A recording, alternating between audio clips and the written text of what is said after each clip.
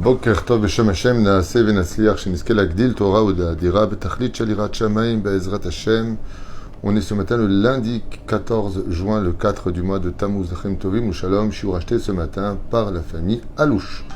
Pour la Refoua Shlema Refoua Tanefesh, Refoua Tagouf de Tzion Ben Esther, ou frère pour Michael Ben Shlomit, un bon zivoug, et Bezrat Hashem aussi pour sa femme, un grand Mazal Tov, Shlomit Bat Gemara, pour son anniversaire, Yom Holadet Sameach, une bonne santé réussite sur tous ses chemins, Bracha Batzlacha Bechol Maaseh Adea, Bezrat Hashem, et toutes les bénédictions de la Torah pour toute sa famille, Bezrat Hashem Yitbarach. J'espère que vous entendez bien. En ce moment, on a des petits problèmes de micro, mais on a compris que c'était les piles à changer, donc Bezrat Hashem. J'espère qu'on a résolu ce problème. On pensera l'Elef Alfa Avdalim à la Refoua Shelema de tous les malades d'Israël, Biotim Minaklal, Bichlalam, Moratimi, Viviane, Batester, à qui on souhaite beaucoup de bonheur, Bezrat Hashem, Sarah Talia, Batefrat Myriam, Yana Ben Esther, René Marlouf Ben, Sarah Ben Moussa, Chaya Ruchama, Esther Bat Rivka, et Mishpahat Ben Simon, Julo Ben Yasmin Yadon, Refoua Shlema, Hlama Robin, Amos Abraham, Haim Ben Malka, Uriel, Rivka, Haya Batester, Baruch, Ben Ruth Soufan, Mir Soufan, Ben Ruth aussi, Bezrat Hashem Yamin, Hillel, Ben Martin Esther, ou l'Elef Elef Elfa Avdalim, Bezrat Hashem, Leilou Nishmat Kol Mete Israël Bichlalam, Georges Eliaou Ben Simcha, Alice Bechol Areshima. J'aimerais, Bezrat Hashem, rappeler un mahamar du Rav Yonah Metzger, Bezrat Hashem, sur notre paracha de la semaine, d'avoir Nifla. Un petit Dvar Torah qui vaut vraiment le coup d'être retenu et enseigné. Que vous pourrez raconter, Bezrat Hashem, ce Shabbat qui arrive, Aneinu Letova Belivracha, avec le sourire sur les lèvres à propos d'un verset qui est dans cette paracha et qui dit Zot Torah Adam ki amud be'oel kol haba el aoel itma shivat yamim. Donc vous savez qu'ici dans la paracha on parle de Paradouma, qui est Caron, la fameuse vache rousse par laquelle Bezrat Hashem avec son éfer, c'est-à-dire sa cendre, on pouvait rendre ceux qui étaient impurs par Toumat Met, c'est-à-dire qui s'étaient rendus impurs par le fait d'être rentrés en contact avec un mort, même si on se trouve sous le même toit, toute personne qui rentrait malheureusement sous ce même toit, toute personne qui rentrait en contact avec ce mort devenait impure. Voilà ce que nous dit la Torah. Là vous apprendrez, Bezrat Hashem, qu'il y a un remède qui est fait, que là où il n'y a pas de vie, on se rend automatiquement impur. Ça Moussar Eskel qui est énorme. Je ne sais pas si vous comprenez l'intention de ce que je viens de vous dire, mais là où il n'y a pas de vie, automatiquement, c'est qu'il y a d'amor. Il n'y a pas de milieu entre les deux, ce qui fait que là où il y a de la vie, ça ne me rend pas impur. Là où c'est mort, ça me rend impur. Tout endroit où je rentre, même sous le toit, même si je ne rentre pas en contact en le touchant, mais juste en rentrant dans l'atmosphère d'un endroit où c'est mort, ça me rend impur. Ce qui fait que, pourquoi je vous dis ça? Parce qu'il y a des fois des jeunes qui me disent qu'ils vont en boîte, qu'ils vont dans des pubs, mais ils font rien de mal. La paracha nous dit, fais attention. Il suffit de rentrer sous le même toit que là où il y a un mort pour que tu sois déjà pur 7 jours. Ça veut dire que l'influence atmosphérique dans laquelle tu te trouves est suffisant pour influencer sur toi. Tu n'as pas besoin de rentrer en contact dans la discussion avec l'autre. La reine, ce n'est pas simplement des fréquentations dont on doit se méfier, mais même de se trouver dans le même endroit qu'une personne, même si on ne fréquente pas, il faut aussi s'en méfier. Quelqu'un m'a raconté, il y a quelque temps de cela, qu'il travaillait dans un bureau, et là-bas les filles étaient malheureusement dénudées, et il y avait beaucoup de vulgarité. Je lui ai dit, quitte tout de suite, va-t'en. Il m'a dit non, mais je ne suis pas en contact avec eux. Moi, j'ai mon petit endroit. Écoute, si tu poses la question, alors pose la question et écoute la réponse. Aval, si on te trouve à travailler dans un endroit, Behemet Shura, même si tu ne le fréquentes pas, il y a plusieurs années de cela, une personne est partie travailler dans un lieu où les ouvriers qui étaient là-bas étaient des réformistes. Et cette personne qui est partie travailler avec eux était une personne orthodoxe, une personne religieuse, dans le sens de pratiquer la Torah, les mitzvot, faire les brachot le matin, la tête couverte, la totale. Et j'avais dit à cette personne, fais attention. Parce que en rentrant là-bas, travailler avec eux, que tu le veuilles ou pas, ça pourra finir par te rendre toi-même réformiste. Bidjouk Mashekara.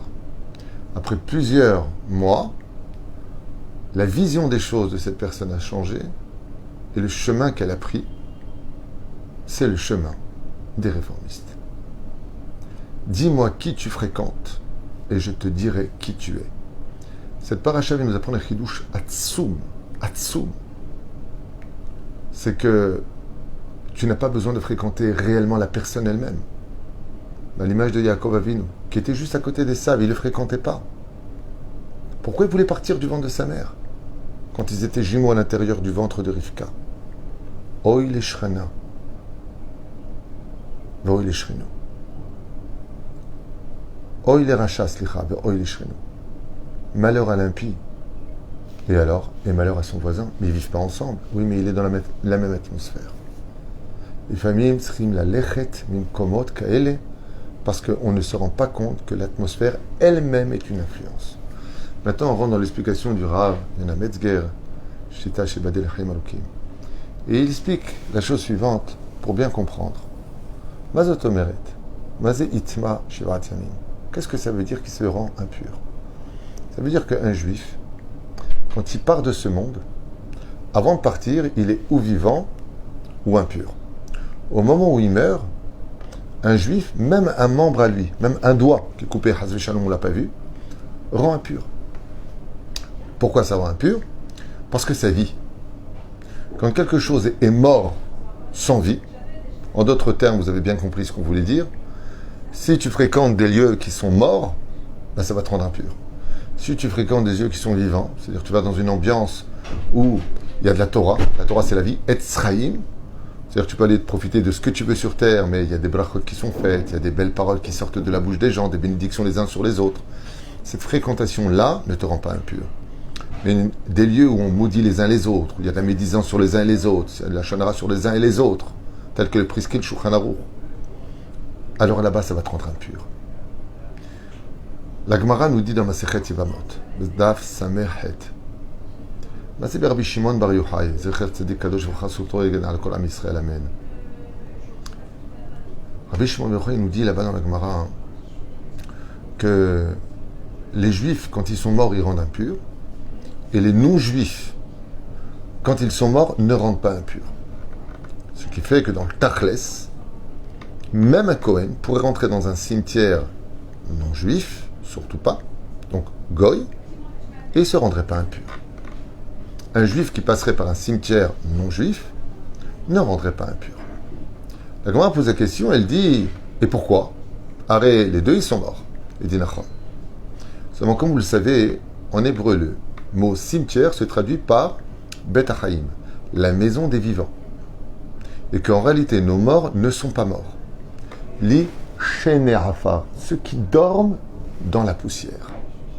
Étant donné qu'on parle de ceux qui dorment dans la poussière, vous avez vu que le matin, quand on dort, le matin, on fait Nitilat Yadayim. On dort la nuit. Pourquoi? Pour se rendre pur de l'impureté. Ça veut dire que l'impureté ne vient que chez le mort à la condition, en tant que mort, il est encore vivant. Oufren, ça veut dire que les nations du monde, quand ils meurent, eux, ne sont vraiment plus du tout vivants. Ils sont comme un bout de bois. Tout comme un bout de bois ne rend pas impur, de la même façon, le non-juif, quand il meurt, ne rend pas impur. Mais la Gemara, elle dit quelque chose de plus intéressant que ça, et plus profond. Elle dit qu'Israël kirouim Adam, ve'en umot haolam kirouim Adam. Tiens donc. Parce que Israël est appelé Adam, homme, et les nations du monde ne sont pas appelées Adam. Alors comment sont appelées les nations du monde? C'est-à-dire nous on est des hommes, mais c'est quoi? Des mutants? Chas v'shalom. On est tous des humains. La preuve en est, le mot Enoch veut dire humanité. Ça comprend les juifs et les non-juifs. C'est ce qu'on va expliquer après. Écoutez bien comme c'est beau.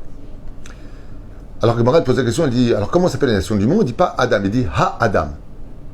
Et effectivement, si je fais la gematria du mot Ha-Adam, He, c'est 5, Aleph, c'est 1, Dalet, c'est 4, Mem, c'est 40. Ce qui me fait en tout 50. 50 gematria Tamé. Tamé, tête, 9, Mem, 40, Aleph, 1, 50. Ha-Adam Gematria Tamé. C'est-à-dire que les non-juifs, par rapport à la Torah, eux, sont impurs parce qu'ils n'ont pas la paradouma. Ce qui fait qu'un non-juif est impur de son vivant, selon les règles de la Torah, et devient par la suite, pas pur, mais en tout cas, il ne rend pas impur celui qui rentrera en contact avec lui. Alors pourquoi il est impur selon la Torah? Ce n'est pas une insulte qu'on fait vis-à-vis des nations du monde. Parce qu'il n'a pas la Brit Mila, parce qu'il n'a pas la paradouma, parce qu'il ne peut pas se rendre pur par rapport à certaines choses. C'est tout un contexte. Pour lui, en tant que non-juif, il est pur. Je ne parle pour les juifs. Ça veut dire que nous-mêmes, on peut être impurs comme lui, comme une femme nida chez nous. C'est pas que les goïms sont impurs et que nous, on est purs. C'est pas ce que je suis en train de dire. Nous aussi, on peut être impurs. La preuve en est, il sera impur 7 jours. Seulement, il n'y a pas de processus pour un non-juif de se rendre pur plus que ce qu'il n'est. C'est ça que ça veut dire. C'est pas une insulte. Ça veut dire que son niveau à lui, c'est Ha-Adam. Donc nous, c'est Adam. Quelle différence entre les deux? Malheureusement,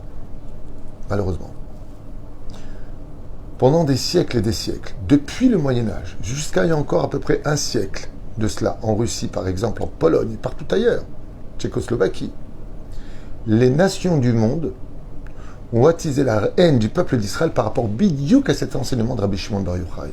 Comment vous, les Juifs, vous osez dire que vous êtes des hommes et que nous, on n'est pas des hommes? Non, c'est pas ce qu'on veut dire. Écoutez bien la suite comme c'est puissant et beau. Écoutez bien. Il s'est passé d'ailleurs, symbolique de 50. Noun. Il y a eu une mishpat qu'on appelle Bélis. Il y a une histoire, à peu près il y a un siècle et plus, d'un jeune homme en Russie qui appartenait à un gang de voyous. Et il y a eu une dispute avec un autre gang et ils ont tout simplement tué ce jeune homme. Qu'est-ce qu'on fait, les non-juifs? Comme c'est marqué d'ailleurs à l'époque du Maharal, ça s'est répété dans beaucoup de villes. Étant donné qu'on était dans la période de Pessah, ils ont pris son corps, ils l'ont jeté du côté des quartiers des Juifs. Avant, les Juifs vivaient dans des ghettos. Ils ont pris son corps pour accuser les Juifs de l'avoir tué. C'est encore d'actualité aujourd'hui. Dès qu'il y a un truc qui se passe à droite ou à gauche, soit les virus, soit quoi que ce soit, c'est toujours le complot juif. On a l'habitude. Et donc, il y a eu un procès qui s'est préparé pour accuser les Juifs d'avoir tué ce goy. Et en quoi il y a un rapport entre le fait que les Juifs, Chas v'Shalom, ils auraient voulu tuer un non-juif, Chas v'Shalom, Alma, Velama, parce que les non-juifs prétendaient que pour préparer les matzot de Pessah, étant donné que ça rappelle la sortie d'Égypte et qu'il fallait mettre du sang sur les frontaux pour que l'ange de la mort ne passe pas dessus, soi-disant que les Juifs auraient besoin du sang d'un non-juif pour le mélanger à la matzah et la manger à Pessah. Alors qu'on ne peut même pas manger le sang d'un animal. Ils nous accusent de... Et les gens y croyaient, comme les gens sont un peu des bœufs. Ouais, super, ouais, les Juifs, ils mangent le sang des non-juifs. Ok, top. Ça marchait en tout cas.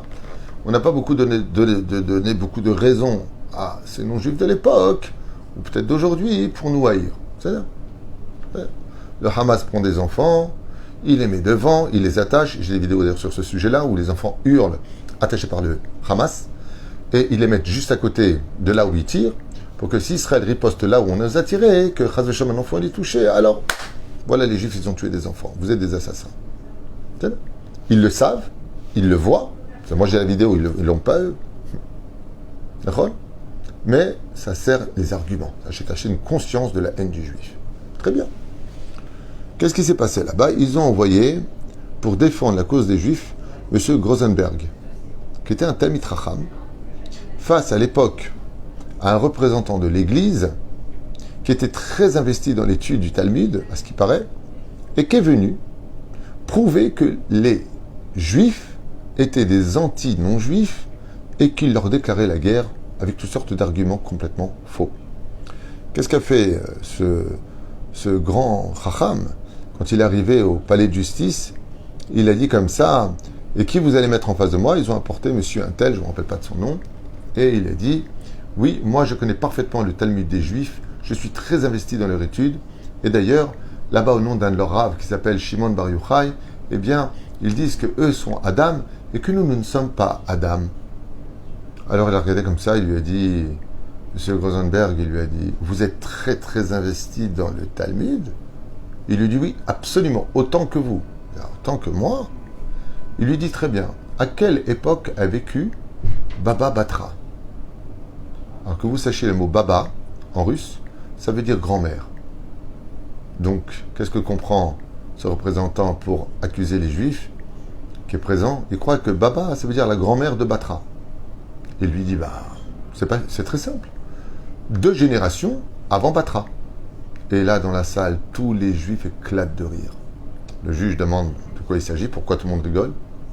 Il dit parce que je lui ai demandé quand est-ce qu'a vécu Baba Batra, et il ne sait même pas qu'on ne parle pas d'une grand-mère, c'est un traité du Talmud. Alors comment s'il ne connaît pas les titres du Talmud, comment il peut connaître ce qui a marqué dedans et interpréter nos paroles? Le juge, quand il a compris ça, a éclaté de rire. Il y a eu un non-lieu et ils sont sortis. Seulement voilà. Avec lui, tout s'est passé de façon superbe. À Koltov, il a fait. Seulement Apolline se tenait un très grand Talmid Chacham du nom de Rabbi Meir Shapira, mi Lublin, Zecher Tzadik Bekadosh Ibracha. Et lui, il a envoyé une réponse à propos de ce verset-là, qui dit « Mazé Adam ki yamut baoel ».